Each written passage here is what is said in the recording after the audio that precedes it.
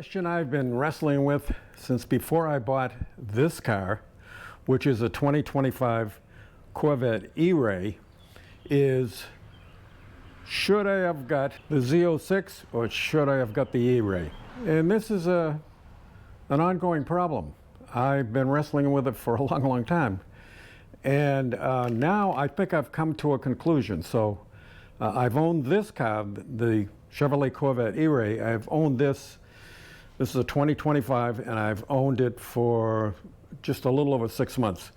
And I think I've got a conclusion on the two cars that I've been wrestling with for quite a long time. One of the things I will show you about the car that is definitely a plus is that it comes with standard equipment, carbon ceramic brakes.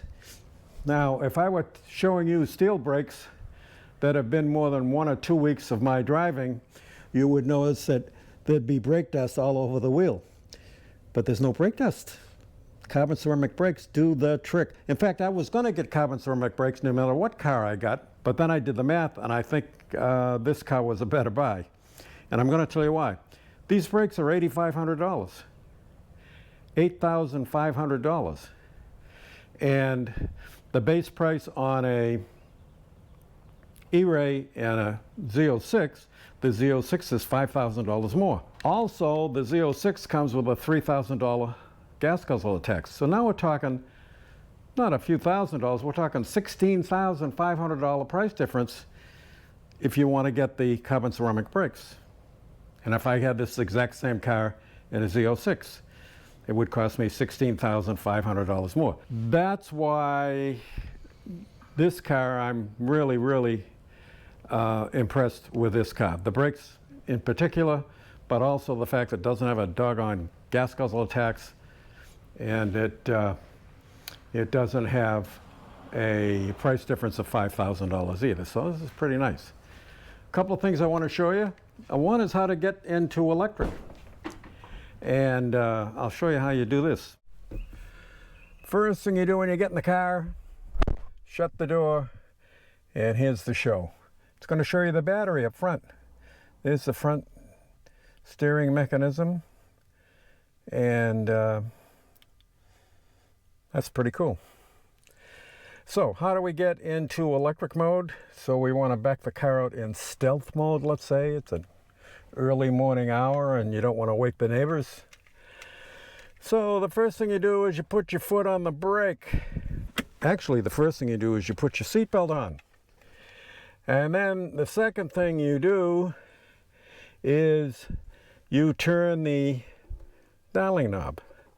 And it's going to show you how many miles you got in the car. It's 1,893. And you're going to have a choice of shuttle, normal, or stealth. I want to go in stealth mode. So I'll turn the knob to the left. I'm in stealth mode. Hit the starter. And it's just like you're starting the car. One of the things you can do, you can put down the windows. Now, you got to remember, if you touch any of this stuff over here, or anything on this column, like if you wanted to put it up a degree or down a degree, or turn on the air conditioning, it ain't going to happen. So, what you do is you put it in reverse, and you can hear that electric motor going, and it's going to tell me that there's something out there that might be a problem. And I think what the problem is, I'm too close to the wall of my garage, and it's going to show me that, I think. Let's see. Yeah, it's going to show me over there, but it's, you know something, I'm safe. Oh, there was somebody on a bicycle over there too, so that was the other point. So now we're backing out. And all we have to do at this point is keep backing out and drive down the street.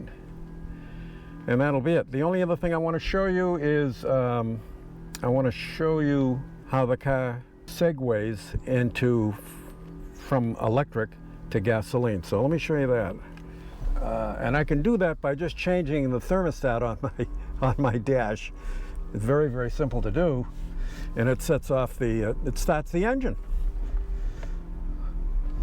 There's a couple of other things I could do. I could go too fast, or I could be under 20%, but I'm never under 20%, so I always keep the battery, you know, really up there good. So let me get by this pickup truck, and we'll go down here. And now I'm going to hit the button over here to change the thermostat right over there. I'm going to do that, and that's what's happening. And you notice that it seamlessly coordinated the starting of the gasoline engine. But I'm still in all-wheel drive, and I will be in all-wheel drive unless my charge drops below 20%. So I'm not going to let that happen. It's going to keep going. So we're going to be just fine. I'm getting a little electrical output. I'm getting more, actually more output from the engine. -1, -2, I think means it's charging the battery. So when I come off the gas, I think the fact that it's using regenerative braking, and it's actually charging the system. Amazing.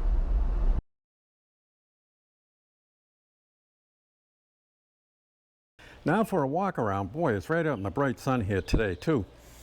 And take a look at the car from all the way around. We're just going to take a walk around and give you a good look at what the car looks like and those massive brakes that are on the front. that cracks me up. So there you go. That's the Babe. We call it the Babe, and it truly is a Babe. Absolutely amazing car. And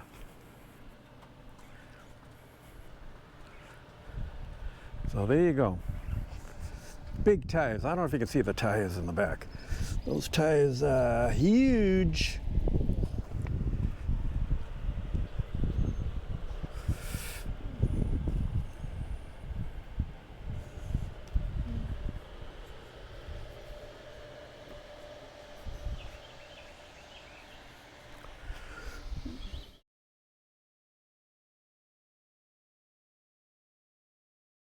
We're looking at this car, and it's quite amazing. There's no question about it.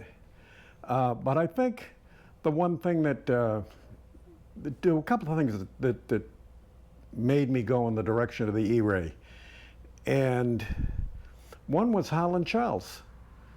I had, 6, 7, 8 months ago, I had sent him an email and said, "What do you think, Harlan? Which car should I get?" And he came back with one word: Eray. So he's been my guiding light on this. But I got looking at the car, and it got really, really interesting. And here's the thing that really sets me off on this deal, and it's this: that the price difference is $5,000 between the Eray and the Z06. The Z06 is $5,000 more. The gas guzzler tax is $3,000. That's $3,000 on the Z06, not the Eray. And the carbon ceramic brakes are $8,500. So I'm looking at a $16,500 price difference. And here's what gets really crazy: this car's quicker off the line than the Z06, and I probably will beat it in the quarter mile too. So, and it's all-wheel drive. I've always wanted to own, and never thought I would, an all-wheel drive Corvette. But now there's one sitting in my garage, and I want to thank especially Harlan Charles for giving me the idea of even considering this amazing car.